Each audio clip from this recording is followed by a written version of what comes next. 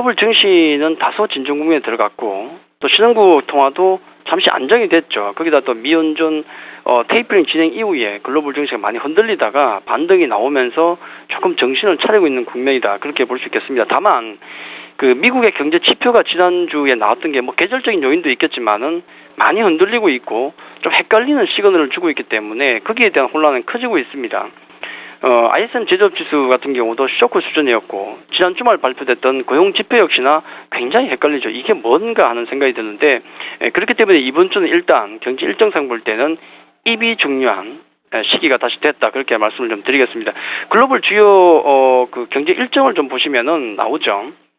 우선 지난주에 A급 지표가 미국 쪽에 A급 지표가 다 발표가 됐기 때문에 그다지 중요한 지표는 없습니다만은 수요일과 또 금요일 보시면은 중국 관련 지표가 있죠. 우리는 또 중국 지표에 민감하기 때문에 요게 좀 중요하겠고 아까 입이 중요하다 했는데 일정상에 보시면은 화요일 보시면 일본 휴장이고 옐런 연준 의장의 의회 보고가 있죠. 자, 어떤 얘기가 나올 것인가.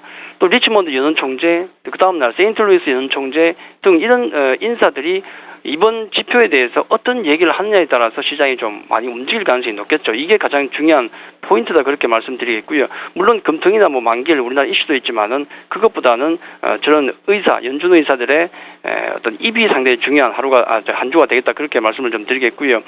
또 그 이번 주 시장의 흐름은 아마 그럼에도 불구하고 좀 안정권에 접어들 것으로 보입니다만은 아마 거래소와 코스닥의 수급은 다른 흐름을 보일 가능성이 좀 높을 것 같습니다. 관련해서 제가 그림 하나를 다른 것을 좀 보여드리겠는데요.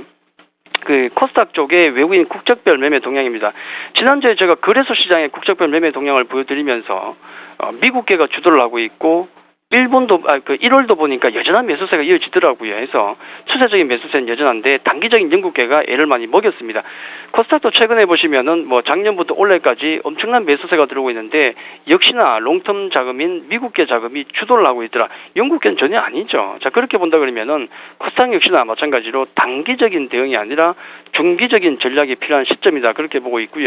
역시 추세 역시 거래소보다는 코스닥의 추세가 더 좋아지고 있는 국면이다. 그렇게 말씀을 드리겠습니다. 네, 코스닥 쪽을 좀 눈여겨봐야 되겠는데 그래도 일단 거래소의 업종별, 종목별 동향도 좀 알아보겠습니다. 외국인과 기관의 매매 동향이 전반적으로 보자면 엇갈리고 있는 가운데 전기전자 쪽으로는 그래도 소폭이 남은 외국인의 순매수가 들어오고 있는데요. 업종별, 종목별로는 어떤 특징이 있습니까? 예, 전체적인 외국인과 기관의 오늘 수급 흐름을 보시면은 뭐 숫자로 볼 때도 그렇지만은 어떤 종목이나 업종을 통해서 볼 때도 의미 있는 수급의 흐름은 없다고 봐야 되겠죠. 외국인 오늘 금융, 건설, 운수, 장비, 뭐 전기, 가스 정도 매도에 나오고 반면에 전기, 전자, 뭐 철강 쪽에 매수가 들어오고 있고요. 자, 기관들은 통신, 금융 쪽에 매도. 그다음에 기관들, 건설, 음식료, 운수, 장비 쪽에 매수가 들어오는데 매수 종목을 놓고 보면은 뭐 전혀 뭐 가슴에 와닿지는 않습니다. 하이닉스 정도는 빼고. 자, 외국인들 SK 하이닉스에 대한 매수세. 뭐 전일 금요일에도 쌍끌이 매수세 강력하게 들어왔었죠. 표본이 된 종목이라 말씀을 드렸습니다. 자, SK 하이닉스, LG 디스플레이, 삼성 중공업 뭐 기타 있고 기관도 보시면은 LG 디스플레이, 뭐 GS 건설, 글쎄요, 뭐 삼성증권 등등 있는데 그다지 어떤 종목을 놓고 보더라도 뭐 오늘 오전까지 시황을 놓고 종목을 놓고 본다 그러면은 시장에 어떤 영향을 줄 만한 특징적인 업종 종목은 딱히 없다. 그냥 손을 놓고 있다 정도. 그 정도로 보시면 될 것 같습니다. 네, 그리고 앞서서 코스피보다는 코스닥의 추세가 더 좋아지고 있다라고 말씀해 주셨는데 그렇다면 지금 이 시점에 코스닥 시장에 접근을 해도 좋을지 잠시 후에 알아보겠습니다.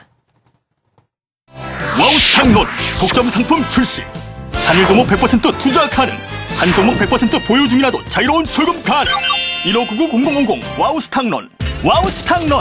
증권사 신용미수 대환 상품 출시. 마이너스식 대환 상품. 간단한 신청으로 추가 대출까지 가능. 1599-0050 와우 스탁론. 쉽고 빠른 대출 와우 스탁론. 업계 최저금리 3.9%에 대환 상품도 3.9%로 가능. 스마트폰으로 매매 가능. 1599-0050 와우 스탁론. 자, 그렇다면 본격적으로 투자 전략 세워보겠습니다. 코스닥의 추세가 코스피보다 더 좋아질 수 있을 것이다라고 예상을 해주셨는데 그렇다면 어느 정도나 좋아질 수 있을까요? 예, 아마 이번 한 주는 아까 제가 희비의 삼곡선이라고 말씀을 드렸는데 제 개인적으로 볼 때는 굉장히 중요한 한 주가 될 것 같습니다. 우선 제가 그림 하나를 보여드릴게요. 코스피 거래소와 코스닥의 추세를 좀 비교를 해드리겠는데 의미 있는 지점이 나오죠. 우리가 수급 코너이기 때문에 수급선을 보는 게 정답이겠죠. 수급선이라는 것은 60일 이동 평균선입니다. 제가 가장 중요하게 보고 있는데 작년 5월부터 해서 지금까지의 흐름을 비교한 겁니다. 일봉은 보지 마시고요. 중요한 게 아니니까 노이즈니까 파란색 녹색선인 그 60일선 수급선을 보시면은 거래소 같은 경우는 지난번 한 9월 정도에 외국인 매수세가 강하게 들어오면서 수급을 잡았죠. 이렇게 잡으면서 60일선 자체가 올라오는 상승 추세로 갔었고요. 그러다가 작년 12월 정도 연말에 이렇게 60일선에 누우면서 어려운 국면에 들어가고 있습니다. 지금 코스피 국면이라는 것은 둘 중에 하나죠. 하락 국면이거나 아니면은 비추세 구간입니다. 해서 제가 1960포인트 정도의 회복이 없이는 추세는 없다라고 계속 말씀을 드리고 있죠. 코스피는 그런 국면으로 보시면 되는데 반면에 코스닥을 보시면은 외국인들의 흐름이 굉장히 지금 의미 있게 올라오고 있고 약간 기관들도 변화 조짐이 보입니다. 잘 보셔야 되겠죠. 기관이 또 중요하니까.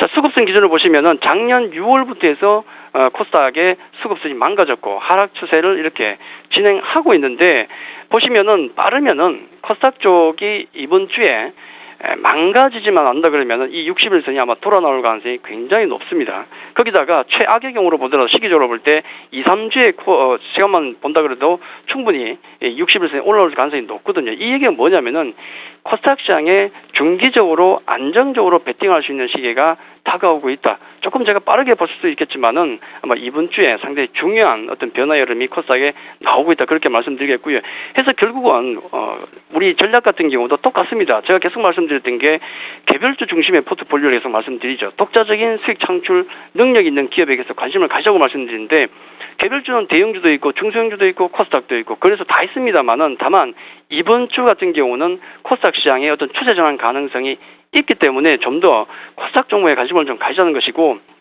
대표적으로 말씀드렸던 종목들이 뭐 SM이나 뭐 서울반도체 등등의 종목을 말씀을 드렸지 않습니까? 메일유업도 있고요. 자, 그런 독자적인 수익 창출 능력을 가지고 있는 종목군들 그 중에서도 코스닥 쪽에 좀 더 관심을 가지시고 거래소 같은 경우는 아직은 답이 없습니다. 대형주는 추세 매매가 아니라 단기적인 대응만 짧게 대응을 하자 해서 역시 코스닥 개별주 쪽에 계속 관심을 가져야 되고 이번 주에 어떤 추세를 벗기는지에 대해서 관찰하는 게 핵심 포인트다 그렇게 말씀을 드리겠습니다.